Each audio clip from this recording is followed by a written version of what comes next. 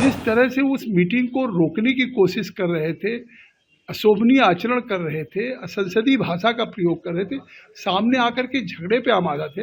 इसके पहले भी जिस तरह से कल्याण बनर्जी जी ने बोतल फेंकने का काम किया, या आए दिन जब भी ये बैठक होती है, सोची समझी रणनीति के तहत वो इस रिपोर्ट को प्रस्तुत नहीं होने देना चाहते। जिस तरह से विपक्ष का आचरण है, वो ये लोकतंत्र पे कुठाराघात है। मीटिंग शुरू नहीं हुई, उसी समय से शोरगुल करना, झगड़े पे आमादा, हल्ला गुल्ला करना, इससे साफ है कि उनको न भारत की लोकसभा के प्रति आस्था है, न संविधान के प्रति आस्था है। अब वो लोग जिनका इस वफ़्त के साथ संबंध है, वफ़्त के साथ जिसका वेस्टेड इंटरेस्ट है, वो ये नहीं चाहते हैं।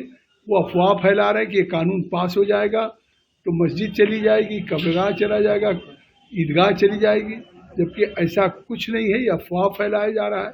आज ज्वाइंट पार्लियामेंट्री कमेटी में जो कल विपक्ष के नेताओं ने, चाहे वो कल्याण बनर्जी जी हों, ए राजा हों, ओवैसी जी हों, या सैयद नासिर हों, अब्दुल्ला साहब हों, इन लोगों ने जो कल, या आखिर ये सांसद हैं, सम्मानित ज्वाइंट पार्लियामेंट्री कमेटी के सदस्य हैं, इनको लगातार 6 महीने से उस कमेटी में भरपूर बोलने का अवसर मिल रहा, लेकिन जब जम्मू कश्मीर के मीर वाहिद फारूक को हमने बुलाया था, जिस तरह से उस मीटिंग को रोकने की कोशिश कर रहे थे, अशोभनीय आचरण कर रहे थे, असंसदीय भाषा का प्रयोग कर रहे थे, सामने आकर के झगड़े पे आमादा थे।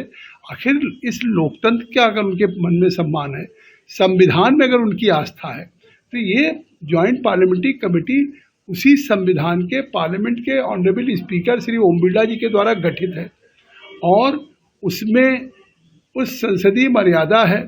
आप इसकी कार्रवाई रोकना क्यों चाहते हैं?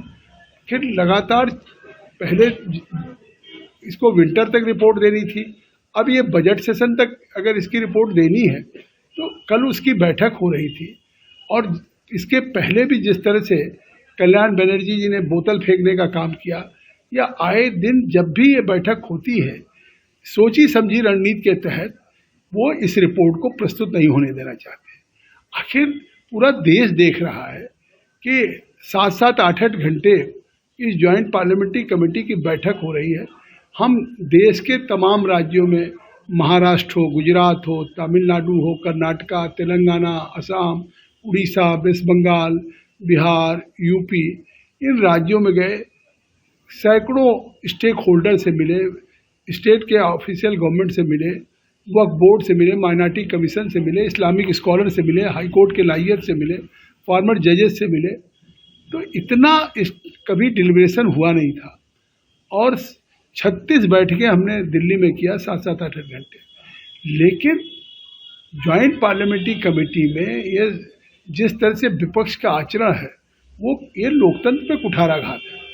आखिर अगर मैंने कल कोई बैठक की, उसकी नोटिस गई, उस नोटिस में हमारे जो विटनेस के रूप में आए, उनसे क्रॉस एग्जामिनेशन करना था, लेकिन मीटिंग शुरू नहीं हुई, उसी समय से शोरगुल करना, झगड़े पे आमादा, हल्ला गुल्ला करना, इससे साफ है कि उनको न भारत की लोकसभा के प्रति आस्था है, न संविधान के प्रति आस्था है। तो साफ कहूँगा, आखिर उनको अगर कोई विरोध है, तो जब ये अमेंडमेंट्स पे क्लॉज बाय क्लॉज संशोधन मांगा हमने है, वो संशोधन पुट करेंगे, उस पर सहमति बनेगी, असहमति बनेगी, वोटिंग से फैसला होगा।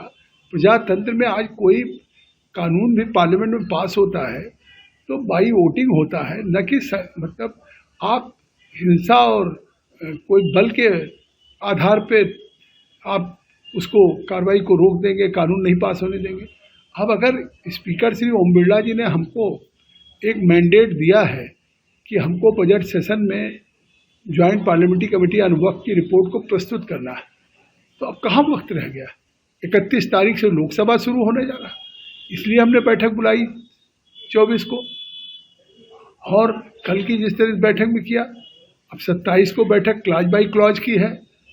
मुझे लगता है कि मैंने तो आदरणीय स्पीकर साहब से भी कहा, उन्होंने भी चिट्ठी लिखी है, मैंने स्पीकर साहब से कहा कि साहब आखिर आपने हमें मैंडेट दिया, हमको रिपोर्ट देनी है, और हम नॉर्थ के भी टूर कर चुके हैं स्टेट्स का।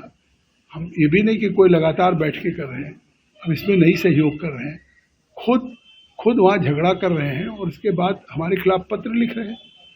और मैंने स्पीकर साहब से कहा कि 27 तारीख को हमारी बैठक है, फिर उस बैठक में क्लॉज बाई क्लॉज होगा, आगे फिर हमको सर्कुलेट करना होगा, फिर एडॉप्शन होगा। तो ये एक प्रक्रिया है। और अगर सरकार एक बेहतरी कानून के लिए जॉइंट पार्लियामेंट्री कमेटी वक्त का खुद आग्रह किया था स्पीकर साहब से कि इस पे वो चाहती तो कानून पास करा सकती थी, बहुमत था सरकार का, लेकिन नहीं, पूरे देश के लोगों के साथ चर्चा हो जाए, बेहतर सुझाव आ जाए, उसके अनुरूप फिर ये कानून पारित किया जाए। तो जब सरकार स्वयं इस पे पिछले 6 महीने से जेपीसी का आग्रह किया और हम सभी राज्यों में जाकर के मिल रहे हैं, तो इसमें तो कोई जल्दी भी नहीं हुई। और इस कानून को पूरा सोच समझ के इसलिए लाने का सरकार प्रयास कर रही, ट्रांसपेरेंट ढंग से, कि जो वक्फ होता है देश पे, वो उस वक्त की प्रॉपर्टी का फ़ायदा गरीब को, मुसलमान को, पसमानदा को, विधवा को, महिलाओं को, बच्चों को मिल सके। स्थिति आज क्या है? आज तो वक्त की प्रॉपर्टी के नाम पे मुतवल्ली बेच रहे हैं, कहीं कमर्शियल प्रॉपर्टी हो रही, कहीं मिसयूज हो रहा, कहीं कोई स्कूल, यूनिवर्सिटी, मेडिकल कॉलेज तो नहीं बन रहा है। तो इसको अगर सरकार अमेंडमेंट लेकर के आई है तो ये बेहतरी के लिए।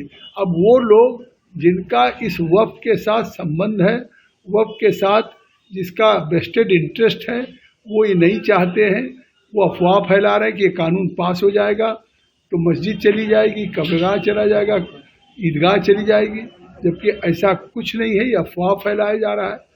इसमें जाकिर नायक तक ने अफवाह फैलाया कि आप लोग इसको डिसअप्रूव करिए, ईमेल करिए, 1 करोड़ लोग कर देंगे तो कानून नहीं बनेगा।